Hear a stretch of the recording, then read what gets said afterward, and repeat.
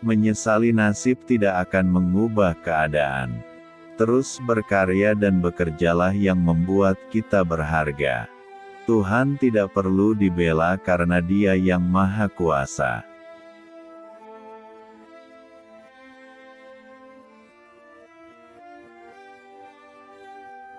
Tidak ada jabatan di dunia ini yang perlu dipertahankan mati-matian.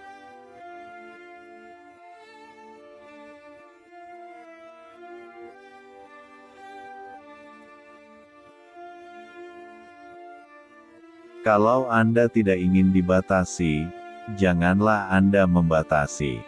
Kita sendirilah yang harusnya tahu batas kita masing-masing.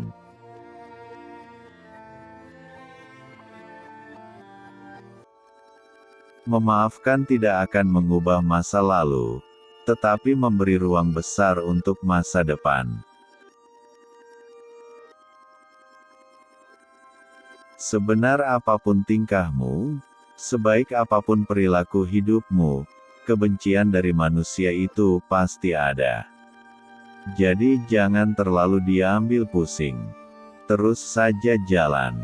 Perbedaan dalam berbagai hal termasuk aliran dan agama, sebaiknya diterima karena itu bukan sesuatu masalah. Tuhan tidak perlu dibela, Dia sudah Maha Segalanya. Belalah mereka yang diperlakukan tidak adil.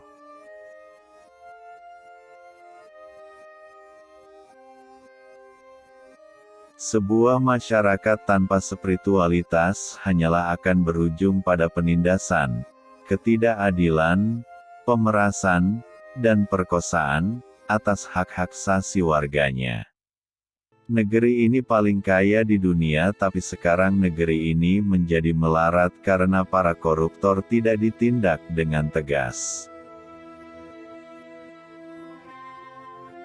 Humor tidak bisa menjatuhkan pemerintah. Tetapi humor bisa membantu membusukkan suatu rezim.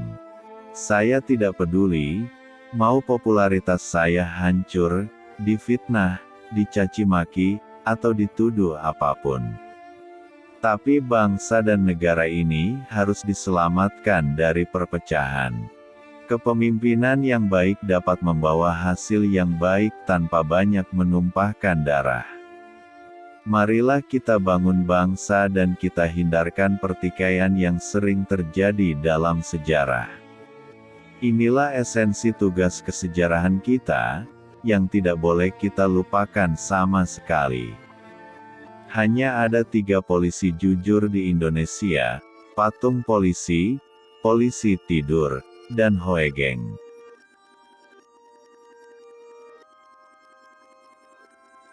Kalau mau melakukan perubahan jangan pernah tunduk pada kenyataan.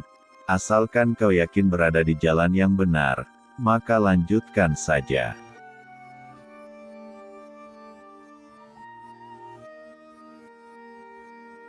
Orang yang masih terganggu dengan hinaan dan pujian dari manusia, dia masih hamba yang amatiran. Demokrasi harus berlandaskan kedaulatan hukum dan persamaan setiap warga negara tanpa membedakan latar belakang ras, suku, agama, dan asal-muasal, di muka undang-undang. Tugas pokok intelektual adalah mempertahankan kebebasan berpikir, bukan membunuh kebebasan berpikir. Dari sudut agama, saya ingin mengingatkan, agar ketidaksenangan kita terhadap seseorang atau kaum, jangan sampai menyebabkan kita berlaku tidak adil dalam memutuskan sesuatu. Semakin tinggi ilmu seseorang, maka semakin tinggi toleransinya. Perbedaan itu fitrah. Dan ia harus diletakkan dalam prinsip kemanusiaan universal.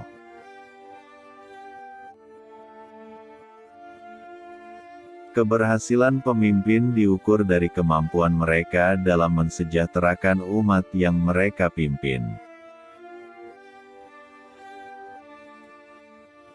Saya tidak khawatir dengan dominasi minoritas. Itu lahir karena kita yang sering merasa minder.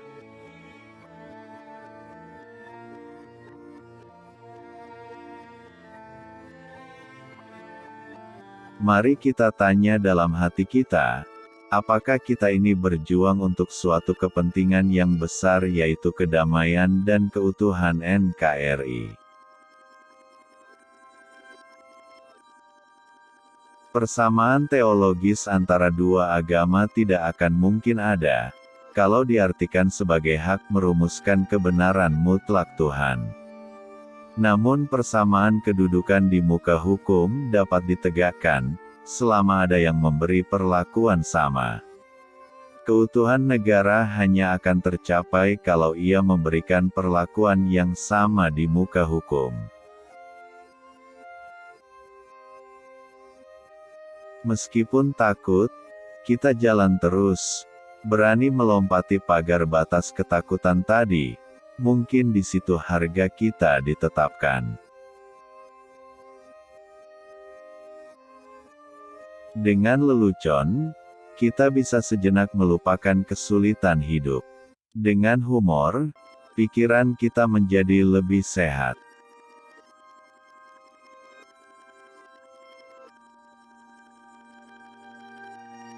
Pemahaman apapun yang berbeda, apalagi bertentangan, bisa menjadi bibit-bibit perpecahan dari persatuan bangsa. Kemajemukan harus bisa diterima, tanpa ada perbedaan.